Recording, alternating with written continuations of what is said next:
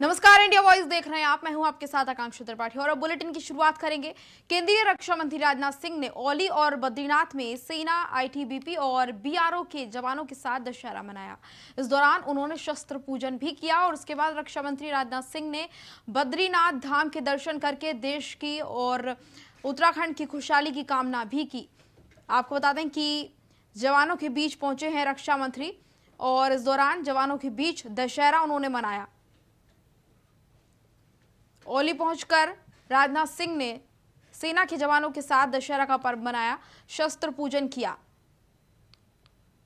सुरक्षा को लेकर कोई संकट पैदा किया गया है तो उसमें आपने जो जिस भूमिका का निर्वाह किया है उसकी जितनी भी सराहना की जाए कम है। हमारे सेना के जवानों के कारण ही आज हमारा भारत सुरक्षित है और हम लोग सुरक्षित माहौल में आज अपने प्रधानमंत्री नरेंद्र मोदी जी के नेतृत्व में देश का तेजी के साथ विकास कर रहे हैं। यह सब आपके कारण है। राष्ट्र यदि हमारा सुरक्षित न होता, राष्ट्र की सुरक्षा के प्रति हम आश्वस्त न होते, हम इस देश को ऊंचाइयों पर ले जाने के लिए जो कुछ भी कर रहे हैं अथवा जो करना चाहते हैं शायद हम वह नहीं कर सकते। उत्तरकाशी के द्रौपदी घाट डांडा पर्वत पर आए एवलांच के बाद से ही राहत बचाव कार्य लगातार जारी है और तमाम टीमें इसको लेकर लगाई गई हैं। उत्तराखंड आपदा कंट्रोल रूम से मिली जानकारी के अनुसार डांडा पर्वत पर आए हिमस्खलन की चपेट में 63 लोग आए हैं और साथ ही साथ आपको बता दें कि जिसमें से 54 ट्रेनी और 9 ट्रेनर शामिल हैं। आपदा कंट्रोल रूम के अनुसार अभी तक जो हादसा वहां पर हुआ, प्राकृतिक हादसा, उसमें चपेट में आने से इसकी 4 लोगों की मौत हुई है और जिसमें 2 ट्रेनी और 2 ट्रेनर शामिल हैं। यही नहीं, ट्रैकिंग पर गए ट्रेनी और ट्रेनर में से 33 लोगों के सुरक्षित होने की खबर मिली है, जिसमें से अभी 14 लोगों को सुरक्षित बचाया जा चुका है। सुरक्षित बचाए गए लोगों में 6 ट्रेनी, 8 ट्रेनर शामिल हैं। अभी भी आपको बता दें कि 26 लोग जो हैं उनका अभी तक पता नहीं चल पाया है। 26 लोग अभी तक भी लापता हैं जिनकी कोई सूचना नहीं है। बहरहाल वायुसेना और साथ ही साथ एनडीआरएफ, एसडीआरएफ और नीम की टीम लगातार लगी हुई है और तमाम एक्सपर्ट्स जो हैं वो इस रेस्क्यू ऑपरेशन में शामिल हैं। लोगों को राहत और बचाव कार्य में शामिल किया गया है। एसडीआरएफ की टीम को शामिल किया गया है, एनडीआरएफ की टीम को शामिल किया गया है। तमाम एक्सपर्ट्स की जो टीम है वो यहाँ पर लगातार लगी हुई है। राहत बचाव कार्य लगातार जारी है। एवलांच के बाद राहत बचाव कार्य किया जा रहा है। आपके उत्तरकाशी में जो है ये माउंटेनियरिंग कोर्स की संख्या 172 जो थी, ये 14 सितंबर 2022 से हमारा स्टार्ट हुआ था ये, और प्रशिक्षण कार्यक्रम के अनुसार रॉक क्लाइंबिंग के रिवीजन कार्यक्रम और तेखला रॉक क्लाइंबिंग के लिए जो है 23/9/2022 को हमारे ट्रेनिंग और उनके इंस्ट्रक्टर जो है रवाना हुए थे। उसमें 4 अक्टूबर को जब वो लौट रहे थे सुबह, तो लौटते समय जो है 8:45 पर जो है वो हिमस्खलन की चपेट में आ गए और अभी तक की जो सूचना है उसके अकॉर्डिंगली जो है टोटल जो है 54 जो है हमारे प्रशिक्षणार्थी हैं उसमें और 9 जो है उसमें इंस्ट्रक्टर हैं। मुख्यमंत्री पुष्कर सिंह धामी का ट्वीट सामने आया है और ट्वीट करते हुए मुख्यमंत्री धामी ने जो लोग जिनकी मृत्यु हुई है उनको लेकर शोक व्यक्त किया है। नीम की प्रशिक्षक सविता कंसवाल की मृत्यु पर दुख प्रकट किया है मुख्यमंत्री पुष्कर सिंह धामी ने। और आपको बता दें कि उत्तरकाशी में हुए जो हादसे में सविता कंसवाल की मौत हुई है उसको लेकर मुख्यमंत्री पुष्कर सिंह धामी ने ट्वीट करते हुए दुख व्यक्त किया है।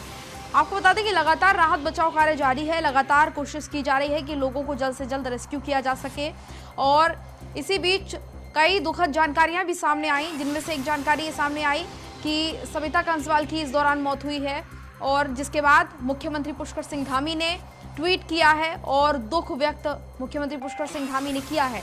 आपको बता दें कि अभी कुछ समय पहले ही उन्होंने एवरेस्ट पर फतह हासिल की थी, जिसके बाद मुख्यमंत्री पुष्कर सिंह धामी ने उनके मौत की खबर पर दुख व्यक्त किया है और आपको बता दें कि उनको भगवान से प्रार्थना की है कि भगवान उनको अपने चरणों में स्थान दें। ये बड़ा ही दुखद रहा पूरा क्षण जब ये जानकारी हुई कि सविता कंसवाल की मौत हो गई है। आपको बता दें कि प्राकृतिक आपदा के दौरान सविता कंसवाल की मौत हुई, जिसके बाद मुख्यमंत्री पुष्कर सिंह धामी ने इस मामले पर ट्वीट किया और दुख व्यक्त मुख्यमंत्री पुष्कर सिंह धामी के द्वारा किया गया है। लगातार हालांकि राहत बचाव कार्य किया जा रहा है। लोगों को रेस्क्यू करने का प्रयास किया जा रहा है। कई लोगों को सुरक्षित बचाया जा चुका है, लेकिन अभी भी कई लोग लापता बताए जा रहे हैं, जिनकी लगातार तलाश की जा रही है।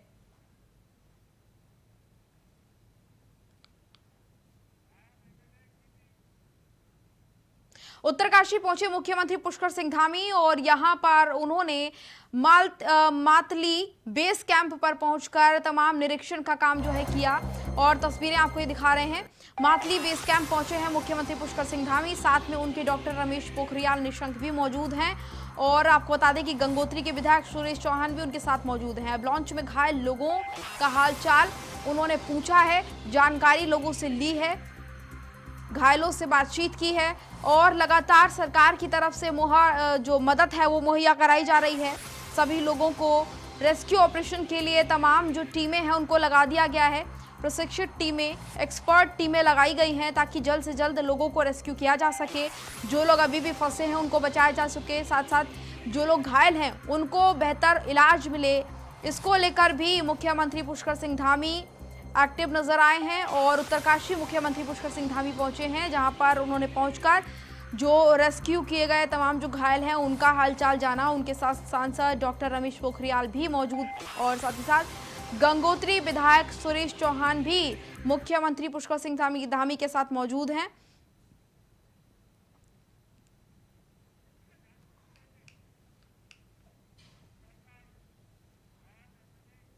उत्तराखंड के पौड़ी गढ़वाल जिले में बारातियों से भरी बस मंगलवार को देर शाम 500 मीटर गहरी खाई में गिर गई है।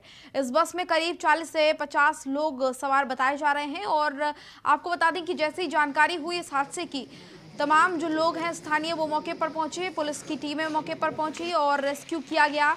और ये बताया जा रहा है कि घटना की सूचना मिलते ही रेस्क्यू अभियान शुरू कर दिया गया था। यहाँ रेस्क्यू में एसडीआरएफ की 4 टीमें लगी हुई हैं। हादसे में अभी तक 25 लोगों की जान जा चुकी है, जबकि अभी तक 21 लोगों को रेस्क्यू किया जा चुका है। उत्तराखंड के डीजीपी अशोक कुमार ने इस घटना के बारे में जानकारी देते हुए बताया कि पौड़ी गढ़वाल के बीरों खाल इलाके का ये पूरा मामला है, जहाँ पर बीती रात बस दुर्घटनाग्रस्त हो गई, जिसमें 25 लोगों की मौत हो गई। पुलिस और एसडीआरएफ की टीम ने लगातार रेस्क्यू ऑपरेशन चलाया और रातों रात 21 लोगों को सेफ बचा लिया। घायलों को पासी के अस्पताल में इलाज के लिए भर्ती कराया गया है। जिनकी हालत ज़्यादा खराब बताई जा रही थी उनको अस्पताल में भर्ती कराया गया है। इस घटना के बाद जब हमने वहाँ पर उसको खोजबीन शुरू किया, उसमें एसडीआरएफ की टीम, पुलिस विभाग की टीम मौके पर खोजबीन शुरू किया और रात भर खोजबीन करने के दौरान हमें जो है उसमें से 20 घायल व्यक्तियों को निकालने में सफलता मिली। उसमें से एक घायल व्यक्ति का अस्पताल में इलाज के दौरान मृत्यु होने की जानकारी प्राप्त हो रही है और बाकी जो शेष यात्री थे उस बस में उनका खोजबीन अभी वर्तमान में जारी है। अभी तक 2 शव जो है बरामद किया जा चुका है और अभी और खोजबीन कार्रवाई गतिमान है। पौड़ी जिले के सिमरी गांव के पास हुई दुखद बस दुर्घटना पर सीएम पुष्कर सिंह धामी ने दुख जाहिर किया है। सीएम पुष्कर सिंह धामी ने ट्वीट करते हुए दुख जाहिर किया है। पौड़ी हादसे पर सीएम का ट्वीट सामने आया, जिसके बाद सीएम ने इस पूरे मामले को लेकर दुख व्यक्त किया है। आपको बता दें कि पौड़ी में जो हादसा हुआ उसमें कई लोगों की जान चली गई और हालांकि एसडीआरएफ की टीम और स्थानीय पुलिस मौके पर पहुंची, जिसके बाद कई यात्रियों को सुरक्षित बचाया भी गया है। मुख्यमंत्री पुष्कर सिंह धामी को जब इस बारे की जानकारी हुई इस पूरे हादसे की, इसके बाद मुख्यमंत्री पुष्कर सिंह धामी ने इस पूरे मामले को लेकर ट्वीट किया है और सीएम ने ट्वीट करते हुए इस पूरी घटना को लेकर दुख व्यक्त किया है। उन्होंने कहा है कि कई लोगों की हताहत होने की जानकारी मिली, जिससे कि बहुत दुख हुआ। ये पूरा मामला आपको बता रहे हैं बस हादसे का, जिसमें कई लोग घायल भी बताए जा रहे हैं, जिनका फिलहाल अस्पताल में इलाज चल रहा है।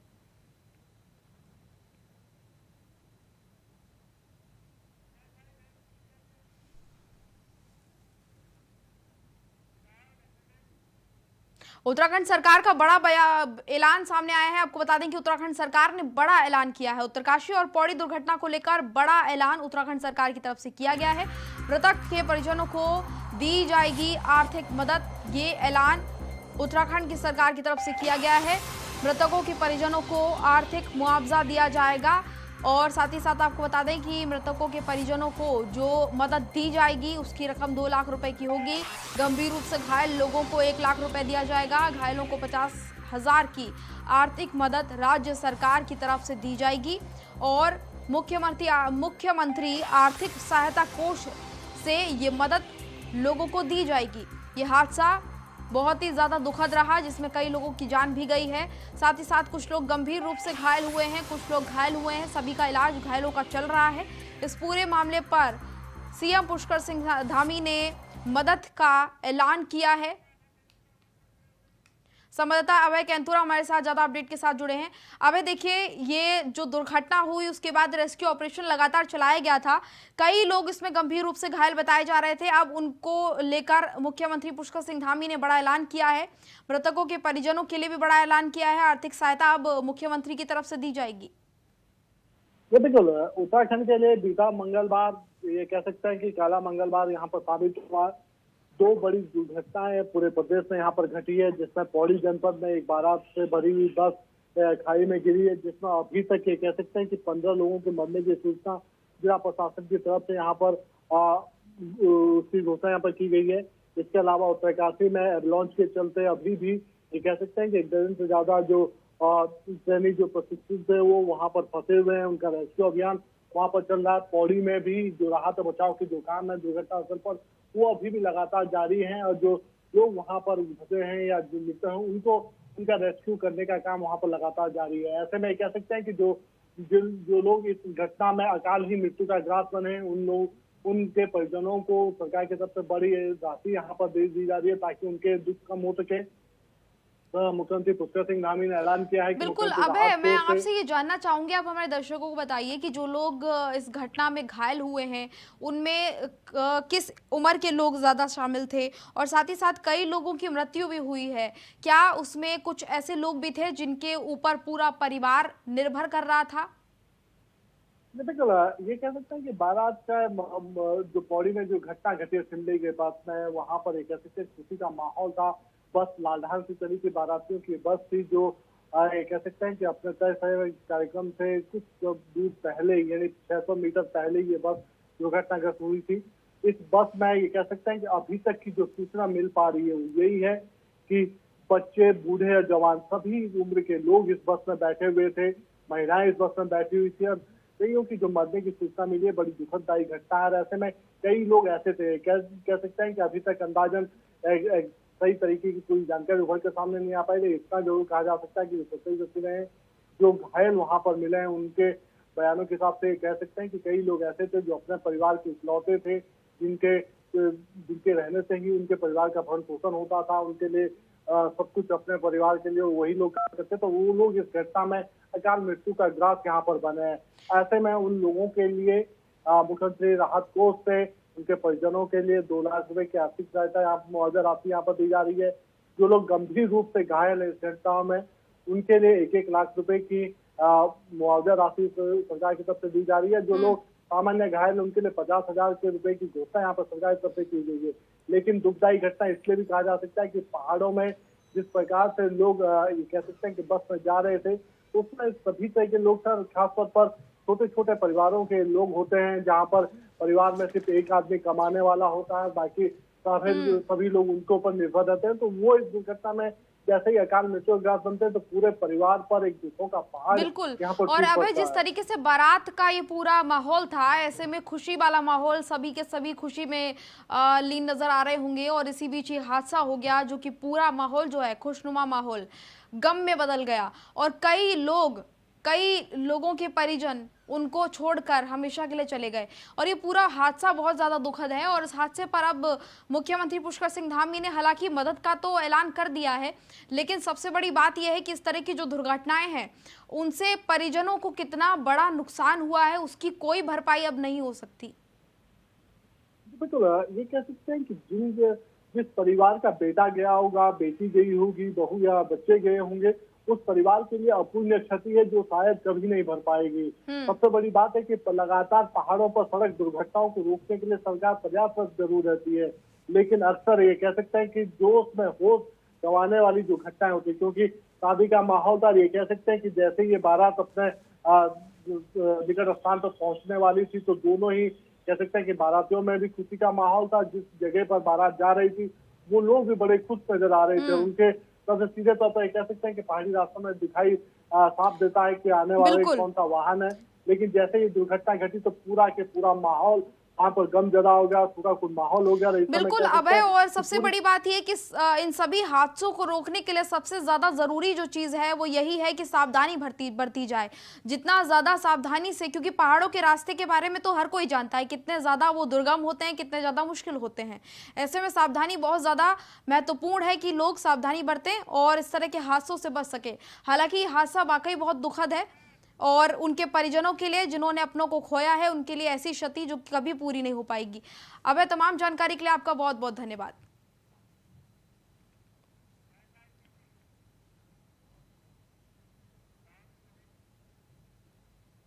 आगे बढ़ेंगे। प्रदेश के मुख्यमंत्री पुष्कर सिंह धामी ने प्रदेशवासियों को सत्य की जीत का पर्व यानी कि विजयदशमी की शुभकामनाएं दी और सीएम पुष्कर सिंह धामी ने संदेश देते हुए प्रदेशवासियों को दशहरे की ढेरों शुभकामनाएं और बधाई दी हैं। मुख्यमंत्री पुष्कर सिंह धामी ने प्रदेशवासियों के लिए दशहरे की मौके पर तमाम जो शुभकामनाएं हैं वो दी, बधाई दी और साथ ही साथ लोगों के लिए कामना की है कि दशहरा का पर्व लोगों के लिए बहुत ही खुशनुमा और अच्छा रहे।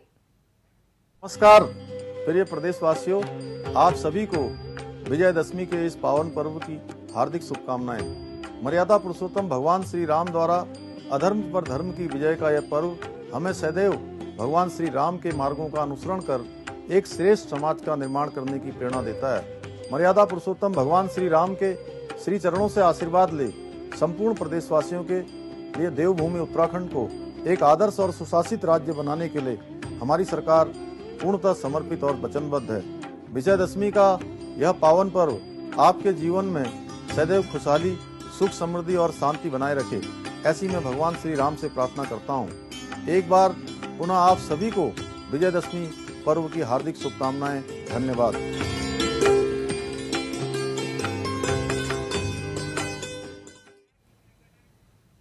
दशहरा पर्व पर इस बार राजधानी देहरादून के परेड ग्राउंड में 65 फीट रावण के पुतले का दहन किया गया है और इसके साथ ही कुंभकर्ण और मेघनाथ के पुतले का भी दहन इस बार किया जाएगा। ये पुतले लगाए गए हैं देहरादून में और आप ये तस्वीरों में देखिए कितने लंबे ये पुतले हैं।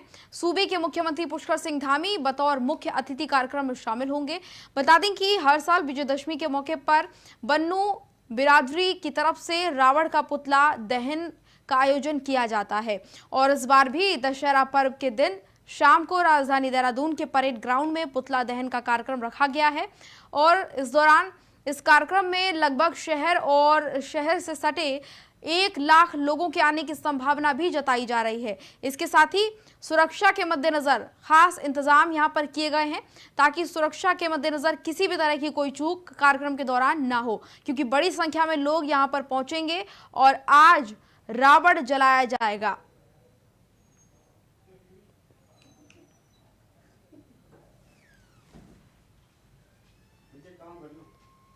रावण दहन को लेकर तमाम तैयारियां जो हैं पूरी कर ली गई हैं।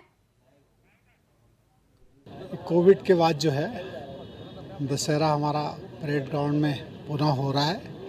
इसके लिए मैं सभी शहरवासियों को दशहरे की, रामनवमी की बहुत बहुत बधाई, शुभकामना देता हूं।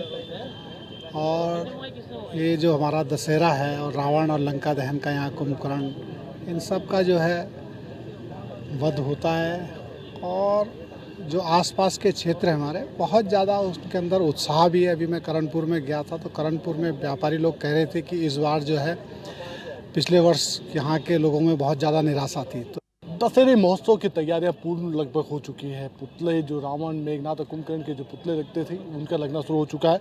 परेड मैदान में इस बार आयोजन होगा। सबसे बड़ी बात है कि कोरोना काल के बाद इतना बड़ा भव्य आयोजन इस बार यहाँ पर हो रहा है। पुतलों की जो ऊंचाई थी उस बार उसको बढ़ाने का काम यहाँ पर किया गया है।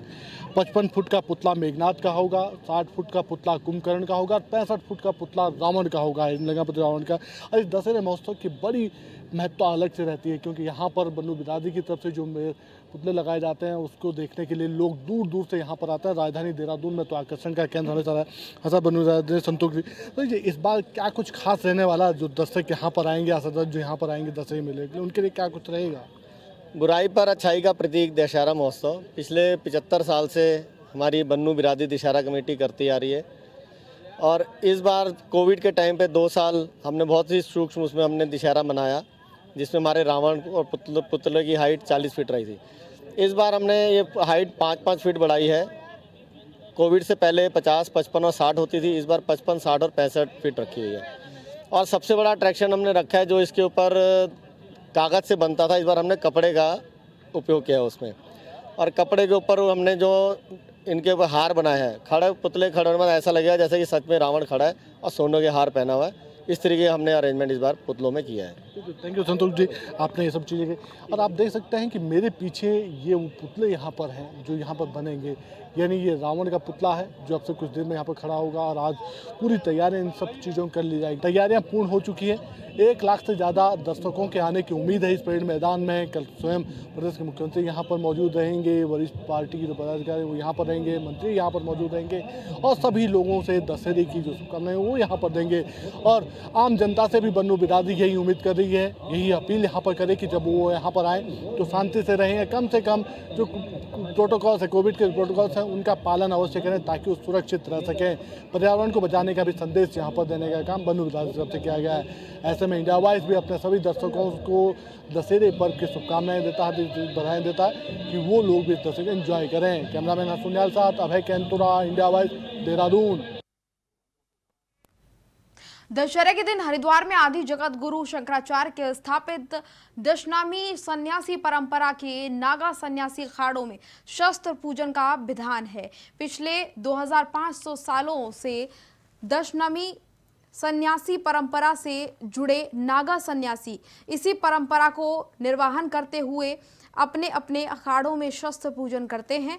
अखाड़ों में प्राचीन काल से रखे सूर्य प्रकाश और भैरव प्रकाश नाम के भालों को देवता के रूप में पूजा जाता है। वैदिक विधि विधान के साथ दशनामी सन्यासी इन देवता रूपी भालों की पूजा करते हैं। यही वो तमाम भाले हैं और जो शस्त्र हैं जिनकी पूजा अर्चना यहाँ पर की जाती है। की जो वैदिक परंपरा है शक्ति पूजा की, उसमें ये जो विजयदशमी का पर्व आता है, आश्विन की जो नवरात्रि है उसकी समाप्ति के बाद में, ये एक पौराणिक विधान है। हमारे यहाँ देवताओं ने जो शस्त्र धारण किए समय समय पर असुरों के संहार के लिए, तो उनका पूजन साल में एक बार अवश्य करना चाहिए। तो यही परंपरा का निर्वहन श्री पंचायती अखाड़ा महानिर्वाणी के इष्ट देवता भगवान कपिल महामुनि जी के आशीर्वाद से दशहरे के दिन ये पूजन की परंपरा चली आ रही है। कि जो वैदिक परंपरा है। तो फिलहाल बुलेटिन में इतना ही, मुझे दीजिए इजाजत, नमस्कार।